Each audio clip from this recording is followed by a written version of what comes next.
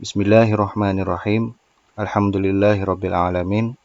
Setelah kita menyelesaikan pembahasan tentang macam-macam kalimah, kita memasuki pembahasan tentang macam-macam jumlah. Dan pada kesempatan kali ini, kita akan membahas jumlah ismiyah. Pembahasan tentang jumlah ismiyah ini dapat kita temukan di halaman 4 dalam kitab Al-Muyassar fi Ilmin Nahwi, juz pertama. Silakan dibuka di halaman tersebut dan silakan disimak sambil memegang kitabnya. Kita akan mulai dari sini. Jumlah dalam bahasa Arab itu dibagi menjadi dua. Yang pertama adalah al-jumlah al-ismiyah atau jumlah ismiyah. Dan yang kedua adalah al-jumlah al-fi'aliyah atau jumlah fi'aliyah. Pada kesempatan kali ini, kita akan membahas secara khusus tentang jumlah ismiyah.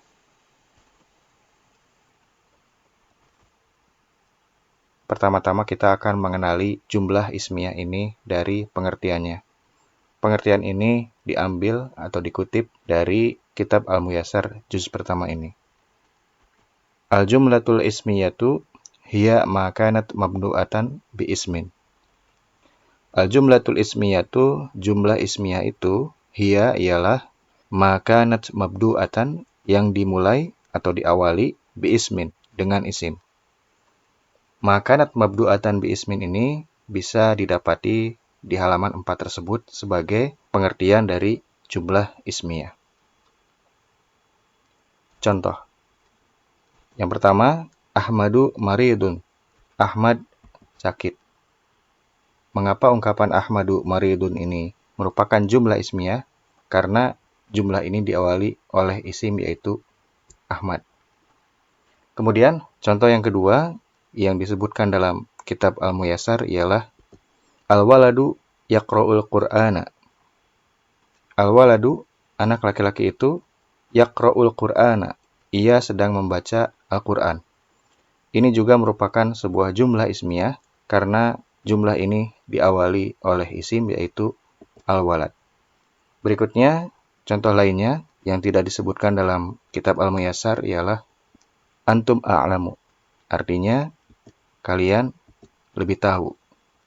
Ini juga merupakan jumlah ismiyah karena jumlah ini juga diawali oleh antum yang merupakan isim. Kemudian, contoh lainnya, hadza khairun. Ini lebih baik. Jumlah ini juga merupakan jumlah ismiyah karena hadza di sini merupakan isim. Nah, jadi di sini kita bisa melihat gambarannya dengan jelas bahwa jumlah-jumlah di sini disebut jumlah ismiyah karena semua jumlah di sini diawali dengan isim. Nah, berikutnya di sini saya akan memberikan gambaran awal tentang unsur-unsur yang menyusun jumlah ismiyah. Yatakawwanu tarkibul jumlatil ismiyatil asasiyyu. Susunan dasar jumlah ismiyah terbentuk min unsuraini, dari dua unsur. Huma, keduanya itu ialah al-mubtada'u wal khobaru. Mubtada sebagai subjeknya dan khobar sebagai predikatnya.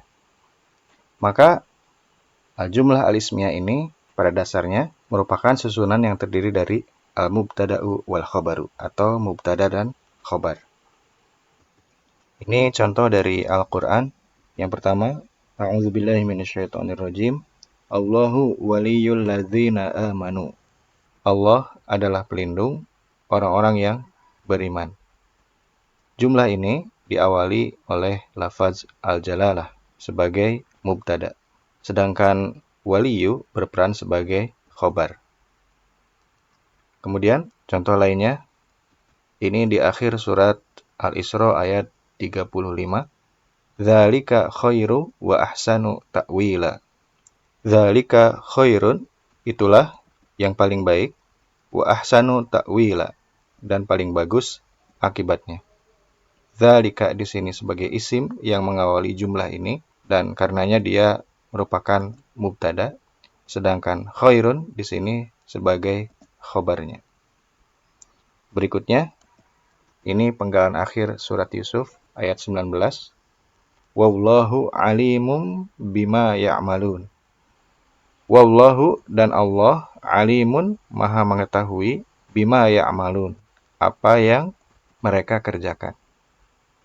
Di sini lafzul jalalah berkedudukan sebagai mubtada, sedangkan alimun merupakan khobarnya. Berikutnya surat Ad-Duha ayat 4. Walal akhiratu khairul laka minal ula. Walal akhiratu, dan sungguh akhirat itu khairun laka, lebih baik bagimu, minal ula, daripada yang permulaan, yaitu dunia. Di sini al-akhirah berkedudukan sebagai mubtada dan khair di sini sebagai khobarnya. Itulah contoh-contoh yang diambil dari ayat-ayat Al-Quran. Berikutnya kita akan lihat contoh dari hadis. Yang pertama, suatu hadis yang diriwayatkan oleh Imam Ahmad dan Abu Dawud. An-nasu syuraka'u fi thalathah. Orang-orang itu atau manusia itu syuraka'u, mereka berbagi bersama, berserikat. Fi salasah, dalam 3 perkara atau 3 hal. Fil kala'i, dalam padang rumput, wal ma'i, dan air, wan nari, dan api.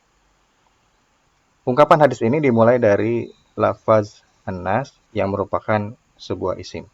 Maka an-nas di sini berkedudukan sebagai mubtada, sedangkan syuraka'u sebagai khobarnya. Hadis berikutnya, ini adalah potongan hadis yang diriwayatkan oleh Imam Muslim.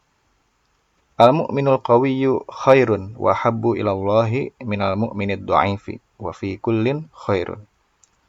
Al-mu'minul qawiyyu, mukmin yang kuat itu khairun, adalah lebih baik, wa habbu ilallahi, dan lebih dicintai oleh Allah, minal mu'minid du'aifi, dari mukmin yang lemah. Wa fi kullin khairun, dan pada masing-masing, baik yang kuat maupun yang lemah, khairun, ada kebaikan. Al-mu'minu di sini merupakan sebuah isim dan dia mengawali jumlah ini. Maka dia berkedudukan sebagai mubtada. Nah, sedangkan yang menjadi khobarnya ialah khairun. Nah, itulah semua contoh-contoh yang disajikan pada kesempatan kali ini. Dengan berakhirnya penjelasan tentang contoh-contoh tersebut, maka berakhir pula penjelasan tentang jumlah ismiyah. Alhamdulillah, sampai bertemu di penjelasan materi yang berikutnya.